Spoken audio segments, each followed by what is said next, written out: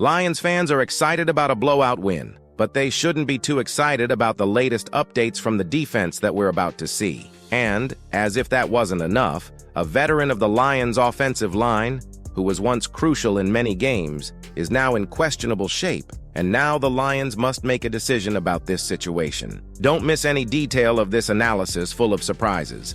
Leave a like, and let's get to the point. The Detroit Lions dominated the Tennessee Titans with a 52-14 win on Sunday, but their defensive performance, while effective, doesn't erase lingering concerns. The Lions' defense stepped up with key plays, such as 2 first-half interceptions that set up quick scores and a couple of forced fumbles by Amik Robertson in the second half, both of which stalled Tennessee's drives. They even held strong with a goal line stand before halftime when the game was still competitive. Although the Lions' offense and special teams fueled their dominant lead, the defense contributed to keeping any comeback hopes at bay. Yet, with the Titans at 1-6 and struggling in all aspects, the Lions must avoid being overly confident in their defensive success. Detroit managed only 1 sack on the day and struggled to pressure quarterback Mason Rudolph, which is concerning for a team with Super Bowl aspirations. Facing stronger offensive lines and quarterbacks,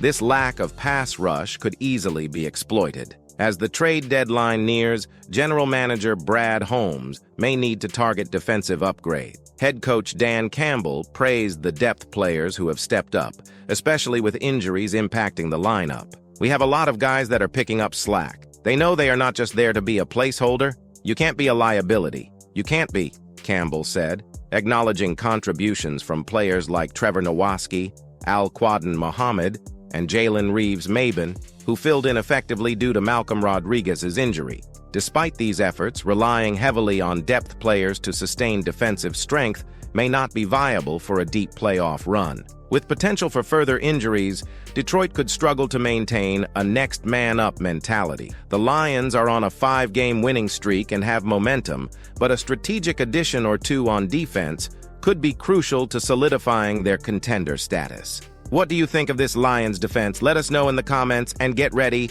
because the next news involves a veteran and a possible unexpected goodbye. Is Taylor Decker's time with the Detroit Lions nearing its end? It's a fair question, as his play has slipped in 2024, sparking speculation. The last time Detroit faced the Titans at home was in Decker's rookie year in 2016, and since then, he's built a strong career with the Lions.